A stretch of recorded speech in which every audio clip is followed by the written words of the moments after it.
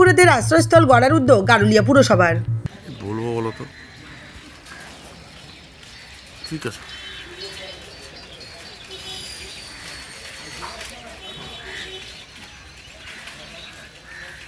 ভবঘুরে গৃহহীনদের মাথা গোঁজার ঠাঁই দেওয়ার ভাবনা চিন্তা শুরু করেছে রাজ্য সরকার। জাতীয় শহর জীবিকা মিশনের আওতায় রাজ্যের পুর ও নগর উন্নয়ন দপ্তরের তরফে আশ্রয়স্থল গড়ে তোলার উদ্যোগ নেওয়া হয়েছে। উক্ত প্রকল্পে ভবঘুরেদের জন্য এবার মানসিক উদ্যোগ নিয়েছে গারুলিয়া পুরসভা। ওই পুরসভার 11 নম্বর ওয়ার্ডের হরজিন্দা রোডে ভবঘুরেদের জন্য আশ্রয়স্থল গড়ে তোলার কাজ চলছে। 3তলা বিল্ডিং তৈরির কাজ জোর কদমে চলছে। ভবঘুরেদের আশ্রয়স্থল নিয়ে গারুলিয়া পুরসভার পুরপ্রধান রমেন দাস বলেন, সরকারের প্রদেয় 1,70,00,000 টাকা ব্যয়ে ভবঘুরে গৃহহীনদের জন্য 3তলা বিল্ডিং তৈরি করা হচ্ছে। সেখানে ভবঘুরেদের থাকবার ব্যবস্থা, পাশাপাশি খাওয়া দাওয়া দেওয়া হবে। তাছাড়া ভবঘুরেদের চিকিৎসার ব্যবস্থাও থাকবে। ওদের সমস্ত দায়িত্ব বহন করবে পুরসভা। পুরপ্রধান আরও বলেন, 1 বছর আগে সার্ভে করা হয়েছিল, তখন 55 জন ভবঘুরের একটা তালিকা তৈরি করা হয়েছিল। এখন সেই সংখ্যাটা আরও বাড়বে। আমাদের প্রথমে একটা সার্ভে হয়েছিল, সরকার আমাদের কাছে জানতে চেয়েছিল আমাদের এলাকায় কতগুলো ভবঘুরে এরকম আছে মানুষ, তাদের একটা লিস্ট দিতে। সেই অনুযায়ী আমাদের পরবর্তী সময় আমাদের এটা স্যাংশন হয়। 1,70,00,000 টাকা একটা খরচা হবে। 3তলা বিল্ডিং হবে এটা। এখানে ব্যাপারটা হচ্ছে, এই ভবঘুরে যারা ঘুরে ঘুরে বেড়ায় তাদেরকে নিয়ে এসে আমাদের এখানে রাখা দরকার, আর তাদেরকে সুস্থতা করা, তাদেরকে রাখা, খাওয়া দাওয়ার ব্যবস্থা করা, সেটাই হচ্ছে আমাদের কাজ। ডাক্তারও থাকবে অবশ্যই, চিকিৎসা ব্যবস্থা তো অবশ্যই থাকবে। সমস্ত কিছু ভরণ পোষণ গারুলিয়া পৌরসভাকে নিতে হবে।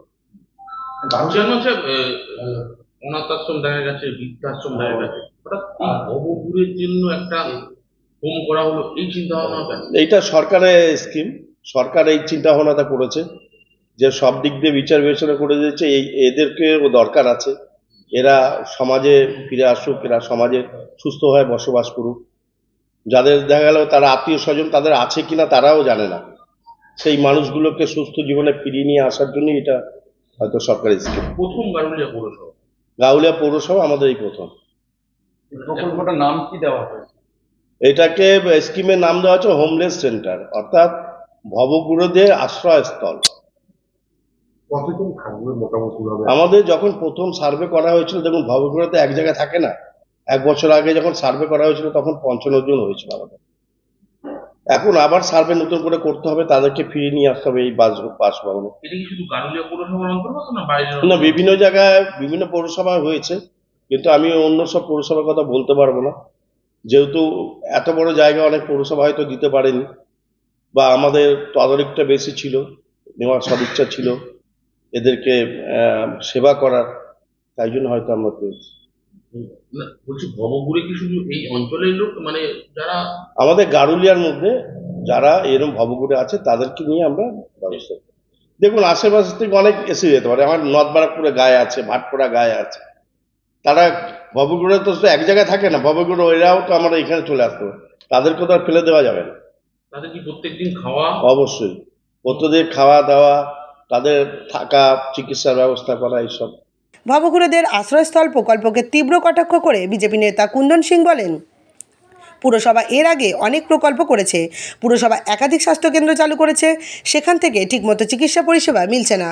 কুন্দনের কথায়, এবার ভবঘুরেদের আশ্রয়স্থল গড়া হচ্ছে, এতে ঠিকাদাররা লাভবান হবেন, কিন্তু আদৌ কি ভবঘুরেদের আশ্রয়স্থল চালু হবে, তা নিয়ে প্রশ্ন তুললেন বিজেপি নেতা কুন্দন সিং।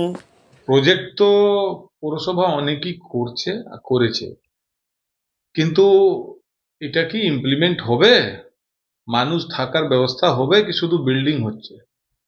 যদি আমি অন্য ক্ষেত্রে যাই, অনেকটাই হেলথ সেন্টার চালু হয়েছে পৌরসভা আন্ডারে। একটু আপনারা গিয়ে একটু ভিজিট করুন তো, কটাতে ডাক্তার আছে, কটাতে নার্স আছে, বা ট্রিটমেন্ট হচ্ছে মানুষের। যেই হেলথ সেন্টার মেন আছে ওইখানে হচ্ছে না। কথা একটাই উদ্দেশ্য, ভাউতাবাজি করে বিল্ডিং করে দেওয়া হচ্ছে, কন্ট্রাক্টররা কন্ট্রাক্টরি করে সরকার থেকে পয়সা নিচ্ছে, কিন্তু আসল যে কাজ আছে সেইটা কিন্তু হচ্ছে না। এটা আগে আপনারা দেখবেন সময় কাটতে যখন তৈরি হবে, কি যেই উদ্যোগে এই কাজটা হচ্ছে, আগেও কি এটা হতে পারবে? ওইখানে কি যেই ভিশন আছে সেই ভিশন কি কাজ পৌরসভা করতে পারবে? আমার মনে হচ্ছে টোটালি ভৌতাবাজি, শুধু আইওয়াস আছে, সেটা সময় শেষ কথা বলবে কি হয়েছে। এত টাকার প্রজেক্ট, তো হেলথ সেন্টারও তো অনেক হলো। একটা হেলথ সেন্টার যেটা হয়েছে, সে হেলথ সেন্টারের ডাক্তার নেই, সে হেলথ সেন্টারের মানুষ পরিষেবা পায় না। তো টাকা দিয়ে তো বিল্ডিং তৈরি করে দেওয়া হচ্ছে, টাকা তো দিতেই পারে গভর্নমেন্ট বিল্ডিং করতে জন্য, কিন্তু ওর মেইন যে কাজ আছে সার্ভিস, মানুষকে পরিষেবা, সেটা কি মানুষ পাচ্ছে? বিল্ডিং তো করতে জন্য সরকার পয়সা দিচ্ছে, কন্ট্রাক্টর পয়সা পাচ্ছে, তৃণমূল লোকরা কাজ করছে, কিন্তু ওর যে মেইন পরিষেবা আছে সেটা তো দিতে পারছে না। আর যদি আমি মিথ্যে কথা বলি, আপনারা ঘুরে নিজে দেখে নিন। কাউরিয়া পৌরসভা রমেন দাস চেয়ারম্যান তিনি সরাসরি বললেন যে তিনি সার্ভে করে দেখেছেন যে প্রায় 55 জনের উপরে ভবঘুরে আছে, তাদের সমস্ত ব্যবস্থা এখানে করবে। ঠিক আছে, ভালো আছে, আমি তো বললাম উনি যদি করে দেখাতে পারেন তাহলে সময় শেষ কথা বলবে। তো মুখ থেকে তো ক্যামেরার সামনে কাঙালিঘাটে কাজ হয়ে গেছে, বলছেন পুরো বাঁধ ঠিক হয়ে গেছে। তো আদেও কি এটা ঠিক হয়েছে কি হয়নি, সেটা তো বৃষ্টি আসলে আপনারা বুঝতে পারবেন। তাহলে সম্পূর্ণটা কি এটা ভাওতাবাজি করছে? দেখবেন বিল্ডিংটা হবে, কন্ট্রাক্টররা পয়সা নেবে চলে যাবে, ওরকমই তালা ঝুলে থাকবে, কোনো পরিষেবা হবে না, এটা আপনাকে আমি গ্যারেন্টি দিয়ে বলছি।